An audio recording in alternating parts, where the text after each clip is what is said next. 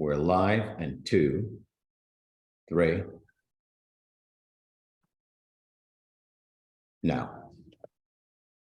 All right. Good morning. Good morning. Good morning. Good morning, Atlanta. I'm used to saying that. Good morning, Mexico. Good morning, Southeast. Good morning, East Coast. Good morning, Florida. Florida got hit with a hurricane last night, so it must. Oh my God! I've got friends, family members, the whole bit. Thank God everybody's doing fine. Everybody's doing good? Yeah, everybody's doing good. So prayers and enveloping and shielding everyone in Florida. Yes, yes. Well, Sorrel, I got a really bad one for you. I got a question for you, and it's you know, the badder the better. The better, the better. All right. So I got a question for you. Why was 6 scared of 7? Oh my God, Gio, you asked me the perfect question because I got the answer. Tell me. It's because 7, 8, 9. Oh, man. You guys never cease to amaze me.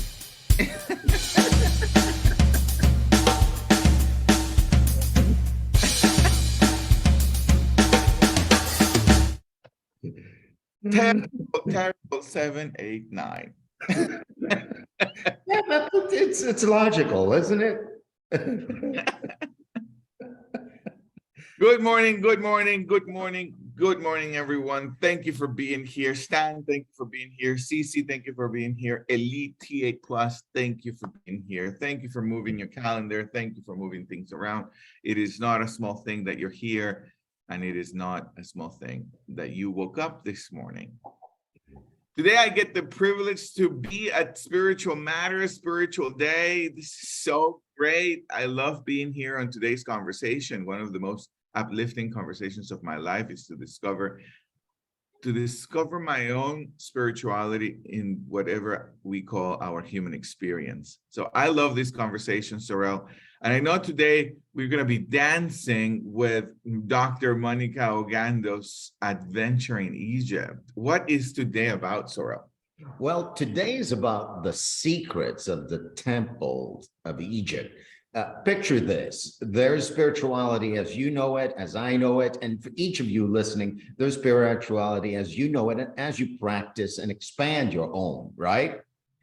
And then there is expanding my view of what spirituality is to me through the eyes of someone else, through the practices of someone else. So every year, Dr. Ogando takes a group of people to Egypt to do just that. And today we have the pleasure of seeing and hearing her through the eyes of our fellow human beings who live in Egypt. So the secrets of the Temple of Egypt is what's in store for us. Very good. Well, before we diving into the secrets of the Temple of Egypt, we always want to practice being present and being here before any conversation. So Stan, good morning, sir. Where are you? Hey, I am here. And now, the only place I can be, the only time I can be. Here and now. This is all there is. Really. Sorrel, good morning. Great to be with you. 2 questions for you before we dive in, Sorrel. Good morning, Gio. Come on. How are you? And one thing you're grateful for. I am the way I say I am. And this morning I say I am vital and energetic. And I'm grateful for the breath of life that courses through me. I am grateful for that. I'm grateful to be alive. I am grateful that you're alive and vital. Thank you, Sorrel. Thank you, Stan. Thank you, CC, and everyone who joins us on Facebook. So, Sorrel, let's get started. Let's get started. So, Dr. Monikah Ogando recorded a video. You'll see pictures of her. You'll see pictures of the temple. the temples, and you'll get from her perspective the unique perspective that only she can bring. The relationship between the temples, their positions on earth, and our lives and our spiritual lives. I will start the video. The first few seconds of the video are intentionally blank, meaning no pictures. Hello, everybody. But you will hear her voice, and everything will be fine after those few seconds. Hang on 1 second. So here we go.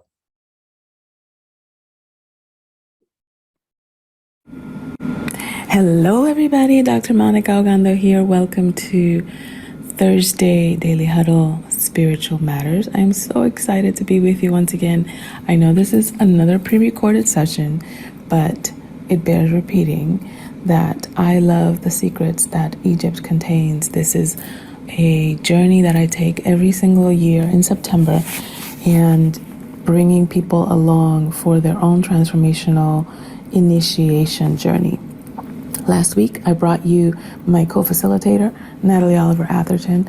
This week, she doesn't join me, but I wanted to delve more deeply into the temples that we go to and signify what they mean and why we go to those particular temples. Now, some of them we already alluded to last week, but I want to give you the full picture of the path of the initiate and why we take people through temples.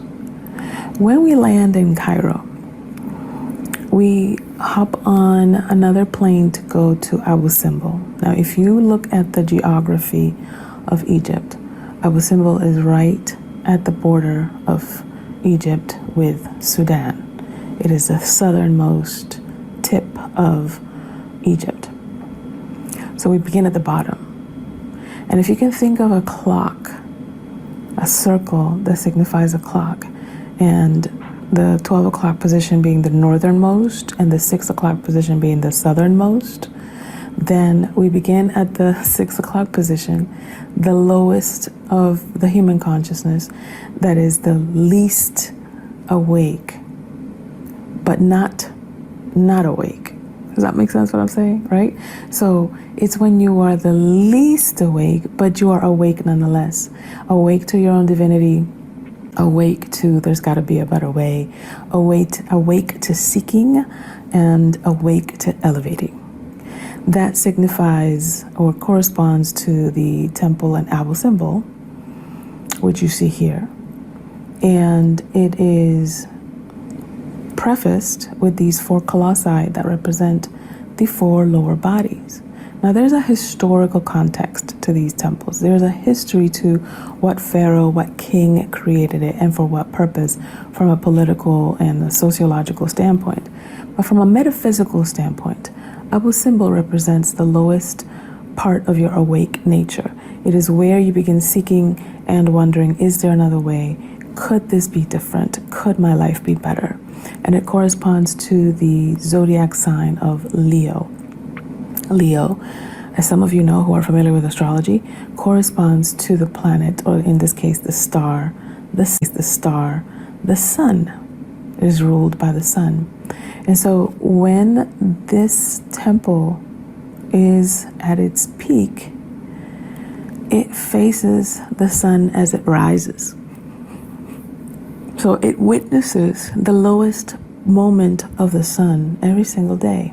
And those 4 colossi represent the lower bodies, your physical, emotional, mental, and intellectual levels. And I want you to notice that from left to right, the physical and then the emotional is the one that has its head lopped off. That's not an accident. And that temple is partnered with a temple that King Ramses created for his queen, Queen Nefertari, which is some feet away from that temple. And it is in honor of the goddess Hathor. Now, in ancient Egyptian language, Hathor, the name for Hathor was Het-Heru, which means the house of Horus, which means the love of God, the context, the container for Horus as a divine initiate. And so when we move from Abu Simbel and we go to the next one, then we go to Philae, which I showed you last week, is in the middle of an island. It represents the water element. It represents the zodiac sign of Cancer. And it is also called the Temple of Isis. Isis being Oset in ancient Egyptian language, and represents the feminine aspect of God, the Holy Spirit. Then when we move to the third temple, that temple is Kamombo. And Kamombo is represented or corresponds to the sign of Gemini. Gemini being a dual, right, the twins. So Kamombo is a dual temple as well. It has two sides, and the right side represents the material nature and the left side represents the spiritual nature. The tale goes that when an initiate would come to Kamombo, he would have to go into the right side, and there's like this loop that happens. You keep going around in circles on the right side until you make the choice. Until you make the choice to move to your spiritual nature, to operate from your divine nature. And when you do, then symbolically you move from the right temple to the left temple and then begin to rise again. The next temple is Edfu. Edfu represents the lower part of the heart chakra. It represents Taurus. It represents where the battle is fought and won. There's a big courtyard in Edfu that represents the beginning of the battle and going into the inner sanctum as the winning of the battle. And you probably have heard me say, if you have not won the game is not over. Because the game is designed for you to win. Whatever that game is, fill in the blank. Whether it's your financial stability, whether it's your relationships, intimacy, whether it's your health and your fitness, whether it's your development professionally or personally, etc. The game is rigged in your favor. Now, I don't say that like a capital T cosmic truth type deal, but it is a powerful place to stand, because then it allows me the ingenuity, the resourcefulness, the hope to keep trying, the resilience to keep redesigning myself so that I can get the desires of my heart. The next temple is Dendra, and Dendra is the feminine correspondence to Edfu. It represents the higher, the upper chakra of the heart. And it is also honoring Hathor. Now, I know I'm glossing over this in very Cliff Note fashion, but that's on purpose.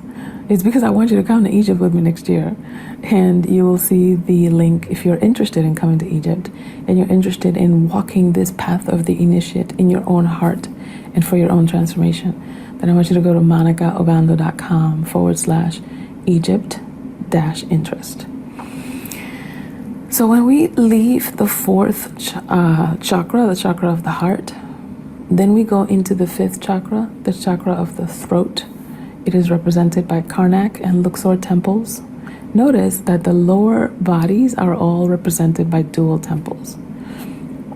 So Abu Simbel has the Queen Nefertari temple, then Philae has two temples inside of it. One of them is the oldest one, so there's a passing of the guard, as it were.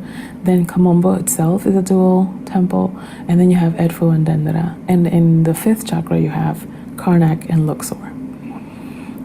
And I love Karnak because inside of it, there's a temple to Sekhmet. Sekhmet is the ancient Egyptian goddess of healing, the remover of obstacles. She corresponds to the Hindu version, the goddess Kali.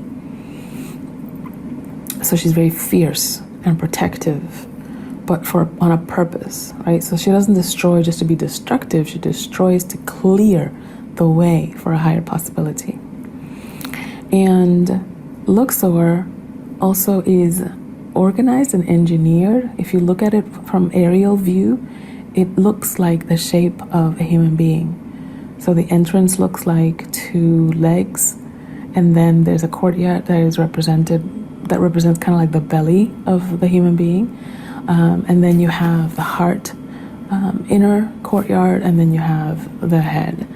It is a beautiful, beautiful temple, and it represents the impulse of creation.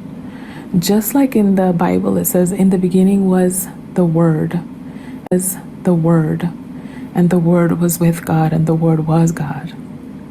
In the same way, Luxor and Karnak represent the power of the throat chakra, the power to create with our words. In fact, the ancient Sanskrit word abracadabra literally means I create as I speak, which is why you always want to be very deliberate about the way you speak. Next, we have the sixth chakra, which is your third eye, which is your intuition, your divine inner knowing, and that is represented by Sakara and the step pyramid. The step pyramid is actually where you do some powerful visualization exercises inside of Sakara because it allows you to access your inner eye. And then finally, the Great Pyramid represents the seventh chakra, the crown chakra, your ability to connect from your own individual experience to the allness, to the connectedness of divine oneness that all of us are a part of. Like a drop of the ocean becoming one with the ocean. And so this entire journey then culminates in the shore, and the shore is more a celebration area. It contains the black and the bent pyramids, and it's where we celebrate the ascension of the initiate. So it doesn't represent a chakra per se, but it represents a job well done, as it were. It represents homecoming. It represents celebration. There's another temple song that I remember from Jewel a long time ago that she says, we will all be Christed when we hear ourselves say, we are that to which we pray. And I've always loved that line. I've always loved that verse because it brings it back to ownership. It brings it back to accountability. So I hope that you liked this kind of overview over these 7 temples. I even gave you more than 7 temples and their correspondence to the zodiac sign. The 5th chakra is connected to Aries. The divine sight, or the 6th chakra, corresponds to Pisces, and then the crown chakra corresponds to Aquarius. And when you come with us next year, you'll be able to walk in the same dusty path of the initiate as we've walked this year, and take some lessons for yourself about what it means for you to walk the earth as the highest version of yourself. I can't wait to come back to you next week live. Wow, Jill, Stan, and everybody, there you have it. I'm taking away 3 specific things that Dr. Monikah revealed and invited us to consider. One being that if I haven't won, it means the game is not over, because the game is designed for me to win. That's one. The other one I'm taking away is there's this goddess that destroys, but she doesn't destroy for the sake of creating destruction and wreaking havoc, but she destroys to create the space for new possibilities in life. And last but not least, I'm going to say it in the first person. I am that which I pray to. I'd love to hear your reactions and what you're taking away from this abbreviated journey through the temples of Egypt.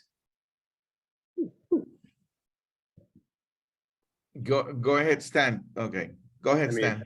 I mean, this is the kind of thing that you could just talk about forever when you're on the kind of path that all of us are obviously on. Because if we weren't, it's kind of like we wouldn't all be drawn together, right?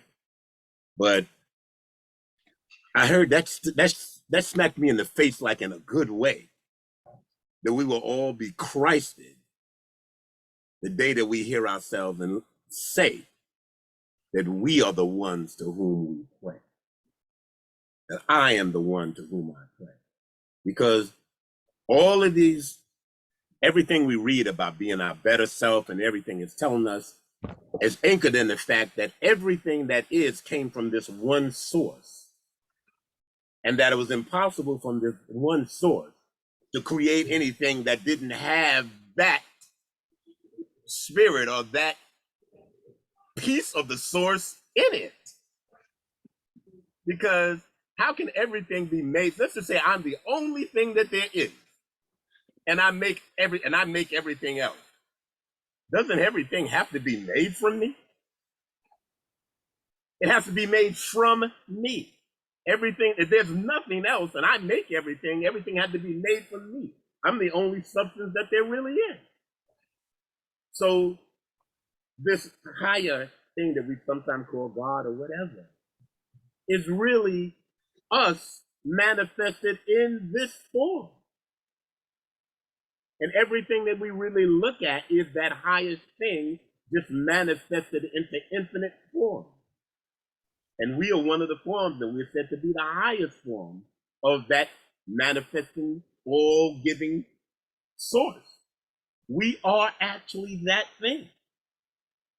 And our consciousness has not embraced that because of the journey that we take through life. It's all about us learning that we actually are that source manifested in this form. And we're supposed to win the game of knowing that we are the highest. We are actually the embodiment, the creation of and part of the highest. We are the highest. I like that thought.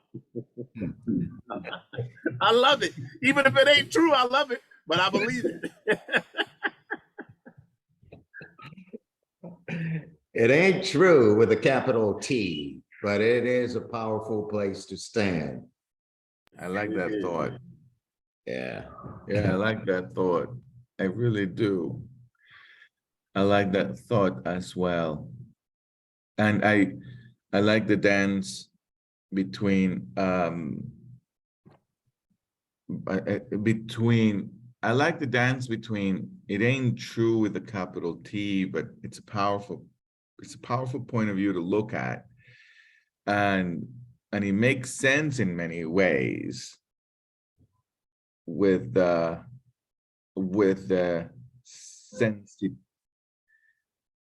humbleness to say, and I don't know if it's true. I love that dance. I love that dance. What a thought I like also from the video that you pointed to, Sorrel, was that I become to whatever I pray to. Eventually I become to what I pray. And I never looked at it that way. I never saw pray in that way, right? And I like it because in many ways I find myself in this journey of discovering, accidentally and intentionally, in the journey of trying to discover who I am, or discovering what I am, or trying to have a real depthness to what it is to be human. In many ways, I find myself in that journey. And I never had that access to look at it that way from, well, whatever you pray, you become. And, everyone, well, I have many forms of pray. The hope is a pray, and to those things that I suffer for, that I wish weren't there, is something I am in silence praying for to go away. And so great. I love it. And then last thought, I want to hear what your thoughts are, Stan or Sorrel or Molly, is that Dr. Ogando was pointing to something that you also mentioned, Sorrel, which was the game is not over until you win, right? And so I struggled with that. I didn't challenge it, I just struggled with it, given that another form of thought is I'm winning the game I'm playing? Am I conscious enough to see what game I am playing so that I can see that I'm winning it? And if I don't like the game I'm winning, change the game. But there is this other thought, which is, well, the game is not over until you win the game that you are playing. And so it's this really good counter offer to all of it, or counterbalance to the thinking behind it, to the thought process behind it. So anyway, I wanted to share those things that I'm picking up from today's conversation. And you're on mute, Sorel. Thank you, Gio. The way you spun that was brilliant. It's like, and it's connected to the final statement that says, I am that which I pray to. And Stan, you said, I created it all, therefore I'm in all of it, which also points to what you're saying, Gio. Yes, I created the games I'm playing, and therefore they are designed for me to win. And if I don't like the game, well, create another one. So the game is indeed designed for me to win. And the notion we're pointing to here is that the game is not created by some entity outside of us. I am the creator of the games I'm playing. Therefore, they are designed for me to win. Because guess what? I'd never create a game I can't win. I created the game. It's inherent in the creative act that I know how it goes. I know how it ends. I know how it unfolds. I know all the ins and outs. And so the call here is the call to owning my power as that. And Gio, thank you for bringing that up for me. Yes, and it flew. 8:30. That's our time. 9:30. Jesus. Take us home, brother. Okay, why not? Yeah, I wasn't ready for that. Very good. Well, thank you, Sorel. Thank you, Stan. Thank you, Monica, wherever you are. Thank you, CC, Molly, Virtue, and those of you who join us on Facebook. Thank you for being part of the family. Thank you for being in this inquiry. We find that if there is a way to have a powerful life, is to start your day powerfully. And starting your day with community, starting your day with a powerful question and the inquiry of a powerful question just really adds up to whatever it is that you're praying to. So thank you, thank you, thank you. There are 8 ways to finish our day powerfully, to get ready for Friday and have an amazing weekend, have an amazing body, and have an amazing life, and have an amazing skin. And the first way, and there's 8 ways are, the first one is love. Love, love, always love. Second, sleep. Sleep at least 6 hours, if not 7 hours. Find a way to throw away your phone at night so that you can sleep without it. Find a way to not sleep with your phone. I struggle with that for sure. I'm going to find a way, Sorel. Eat more plant-based. Get closer to the trees, hug the trees, eat the trees. Find a way to eat more plant-based. Stress less. Really, this is all there is. There's nothing else, really. There's really overwhelming evidence that this is it. Might as well enjoy the journey. Why not? Laugh. Laugh out loud. Stretch your cheeks. Exaggerate your laughter as much as you can. Give everything you have, give it all away, give your jealousy away, give your resentment away, give your love away, give. And always check yourself before you wreck yourself. Bye-bye, everybody.